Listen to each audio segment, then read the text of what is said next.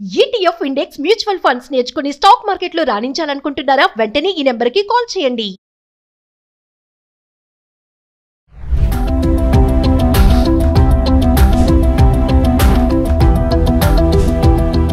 నమస్తే, welcome back to Suman TV. ప్రస్తుతం మనతో పాటు ఉన్నారు law of attraction personality development mentor Chandini గారు. చాందినితో మాట్లాడదాం.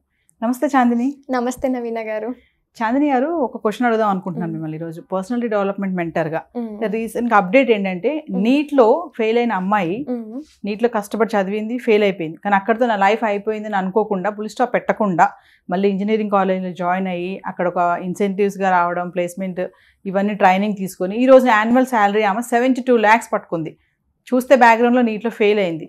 మరి చాలామంది స్టూడెంట్స్ ఈ మధ్య కాలంలో మనం చూస్తున్నాం కదా, కష్టపడి చదువుతారు, దానికోసం ఆహర్నిశలు కష్టపడతారు, నిద్రపోకుండా తల్లిదండ్రులను ఇబ్బంది పెట్టి ఇన్ని చేస్తారు, త్యాగాలు చేస్తారు చాలా వాటికి. తీరా రిజల్ట్ దగ్గర ఫెయిల్ అవుతే అక్కడితో అయిపోయింది మన లైఫ్ అనుకునే వాళ్ళు చాలామంది చూస్తున్నాం. సూసైడ్స్ చేసుకుంటున్నారు. అక్కడి నుంచి ఇంకా బెండ్ అయిపోతారు, అమ్మో నేనేం చేయలేను, నా పని అయిపోయింది అని. కానీ ఈ అమ్మాయిని ఎగ్జాంపుల్గా తీసుకొని, బెంగళూరు స్టూడెంట్, ఒక్కసారి అమ్మాయి గురించి మాట్లాడుకుంటే మీరు పర్సనల్ డెవలప్మెంట్ మెంటర్గా ఏం చెప్తారు? ఇప్పుడు మనం ఈ రీతు వర్ణని తీసుకుంటే, ఆ అమ్మాయి 20 years old. ఇప్పుడు ఉండే స్టూడెంట్స్ అందరికీ ఆ అమ్మాయి ఇప్పుడు ఒక ఇన్స్పిరేషన్గా నిలిచింది. ఎందుకంటే 20 yearsలో ఇప్పుడు బీటెక్ కంప్లీట్ చేసింది అంటే, ఆమె నీట్ ఫెయిల్ అయింది 4 years బ్యాక్. అంటే ఆమెకి ఒక 17 years ఉన్నప్పుడు లేదా ఒక 16 years ఉన్నప్పుడే ఆమె నీట్లో ఫెయిల్ అయింది. తన కెరియర్ నీట్ వైపు అనుకుంది, కానీ తను ఫెయిల్ అయ్యింది. బట్ ఎక్కడ కూడా డిప్రెస్ అవ్వలేదు. డిప్రెస్ అవ్వకుండా నీట్ సైడ్ కాకపోతే ఏంటి అని చెప్పి ఇంజనీరింగ్లో జాయిన్ అయింది. ఇంజనీరింగ్ జాయిన్ అయ్యి ఆ అమ్మాయి తన గోల్ని మాత్రం తను ఏమనుకుంది, లైఫ్లో సెటిల్ అవ్వాలి, మా పేరెంట్స్ని ప్రౌడ్గా చేయాలి అని చెప్పి. యాక్చువల్లీ ఆ అమ్మాయి బెంగళూరులో సెటిల్ అయిన అమ్మాయి. ఆ అమ్మాయి బెంగళూరులో ఇంజనీరింగ్ కాలేజ్లో జాయిన్ అయింది.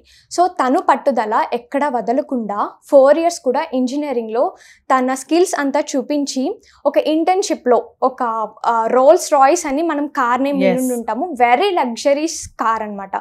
అందులో ఫస్ట్ ఇంటర్న్గా సెలెక్ట్ అయింది. ఇంటర్న్గా సెలెక్ట్ అయిన వెంటనే ఫుల్ టైం అనేది ఇవ్వరు. సో అలాగా 8 months చాలా కష్టపడి తన టాలెంట్ని ప్రూవ్ చేసుకొని 8 months తర్వాత ఫుల్ టైం ఎంప్లాయీగా అయింది. అంటే ఇప్పుడు తను అక్షరాల 72 లక్షలు 72 lakhs ప్యాకేజ్తో ఇప్పుడు ఆమె సెలెక్ట్ అయింది. అసలు చూడండి ఎంత ఇన్స్పిరేషన్ ఇప్పుడున్న స్టూడెంట్స్ అందరికీ. ఇప్పుడు జస్ట్ చిన్న 10th class అనుకోండి, ఇంటర్లో ఫెయిల్ అయితేనే నా లైఫ్ అయిపోయింది అని డిప్రెస్ అయిపోయి వాళ్ళ పేరెంట్స్ని ఇబ్బంది పెట్టి వాళ్ళు సూసైడల్ యాక్షన్స్ తీసుకుంటారు. ఇది స్టూడెంట్స్ తప్పు అనొచ్చు అండ్ పేరెంట్స్ కూడా అనొచ్చు. ఎందుకంటే పేరెంట్స్ అనేది ఈ టైంలో వాళ్ళని సపోర్ట్ చేయాలి. మేబీ అప్పుడు వాళ్ళ మెంటల్ హెల్త్ బాగోకపోయి ఉండొచ్చు, లేదా వాళ్ళకి అంత సపోర్ట్ లేకపోయి ఉండొచ్చు. సో అప్పుడు పేరెంట్స్ సపోర్ట్ చేయండి. అండ్ స్టూడెంట్స్ మీరు కూడా మీ గోల్ ఏంటో చూస్ చేసుకొని అండ్ ఆ గోల్ మీద మీ 100% ఇవ్వండి. బికాస్ ఇప్పుడు కష్టపడితేనే ఫ్యూచర్లో సుఖపడతారు, అండ్ ఇప్పుడు సుఖపడితే ఫ్యూచర్లో కష్టపడతారు అంటారు కదా. ఆ సేయింగ్ అనేది మన పేరెంట్స్, టీచర్స్ చెప్పినప్పుడు మనకి టీనేజ్లో ఉన్నప్పుడు అర్థం కాదు. కానీ ఈ ఏజ్లోకి, అంటే ఒక జాబ్ టైంకి వచ్చిన తర్వాత అప్పుడు డిప్రెస్ అయిపోయి, ఫెయిల్ అయిపోయామని చెప్పి డిప్రెస్ అయిపోయి వాళ్ళు చదవడం మానేస్తారు. కానీ వాళ్ళతో పాటు ప్యారలల్గా చదివే వాళ్ళు ఎవరైతే మోటివేషన్గా తీసుకొని నేను సాధిస్తాను లైఫ్లో, నాకు ఇది కాకపోతే ఇంకొక 10 ways ఉంటాయి, సో ఆ 10 waysలోకి వెళ్ళి వాళ్ళు సాధిస్తారు చూడండి, అప్పుడు ఫీల్ అవుతారు ఇక్కడ డిప్రెస్ అయిపోయిన వాళ్ళు, నేను ఎందుకు ఇలా చదవలేదు అని చెప్పి. సో అలా మోటివేషన్గా తీసుకొని డిప్రెస్ అవ్వకుండా మీ స్కిల్స్ ఏంటో తెలుసుకోండి, మీ ఇంట్రెస్ట్ ఏంటో తెలుసుకోండి. దాన్ని బట్టి మీరు ఆ సైడ్కి వెళ్ళి మీ బెస్ట్ అయితే ఇవ్వండి.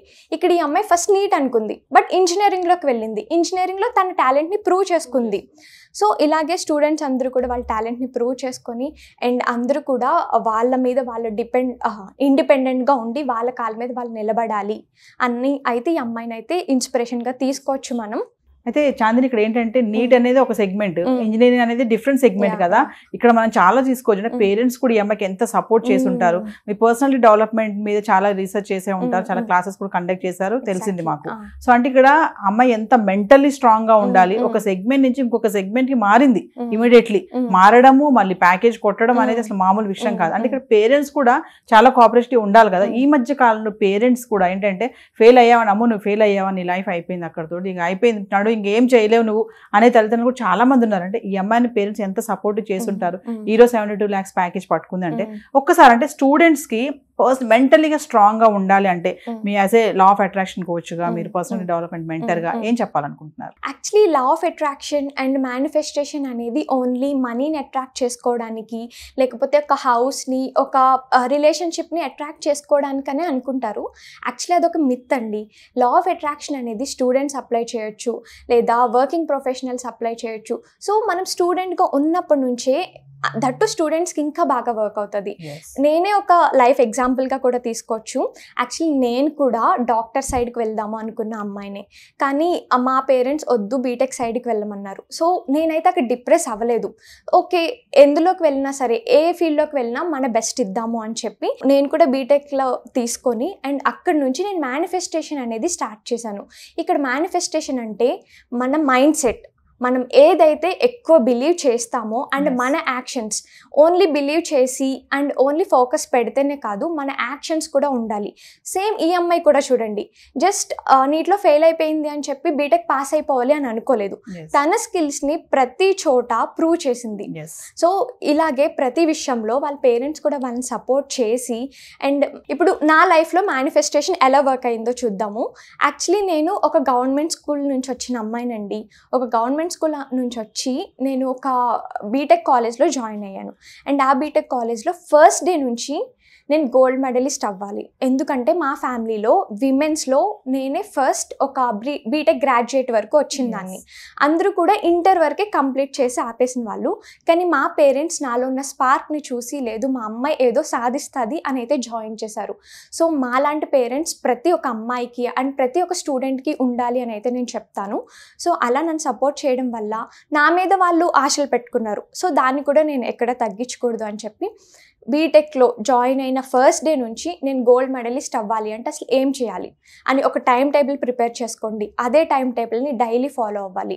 అండ్ ఇక్కడ స్టూడెంట్స్ ఎక్కువ విజువలైజేషన్ టెక్నిక్ అనేది యూజ్ చేయొచ్చు. విజువలైజేషన్ టెక్నిక్ అంటే ఇప్పుడు మీకు జరగబోయేది, ఫ్యూచర్లో జరిగేది ప్రెజెంట్లో జరిగినట్టు మీరు విజువలైజ్ చేసుకోవాలి, అంటే ఇమాజిన్ చేసుకోవాలి. దట్టు స్టూడెంట్స్కి ఇమాజినేషన్ పవర్ చాలా ఉంటుంది. సో వాళ్ళు ఎలా అంటే, ఓకే ఫైనల్ ఇయర్ అయిపోయిన తర్వాత నాకు గోల్డ్ మెడల్ వచ్చింది. గోల్డ్ మెడల్ వచ్చినప్పుడు మా పేరెంట్స్ నాతో పాటు స్టేజ్ ఎక్కినప్పుడు వాళ్ళ ప్రౌడ్ ఫేస్ అండ్ ఆ హ్యాపీనెస్ చూడాలి, అండ్ నాతో పాటు వాళ్ళని కూడా ఫెలిసిటేట్ చేయాలి అని వాళ్ళు ఇమాజిన్ చేసుకుంటూ ఉంటారు చూడండి. వాళ్ళు ఎప్పుడైనా చదవకపోయినా డిమోటివేట్ అవుతున్నప్పుడు కూడా ఇలాంటి మాటలే వాళ్ళు మోటివేట్ చేస్తూ ఉంటాయి అన్నమాట. సేమ్ నేను కూడా అదే నా లైఫ్లో అప్లై చేశాను. విజువలైజేషన్ టెక్నిక్ యూస్ చేశాను అండ్ మిర్రర్ టెక్నిక్ కూడా.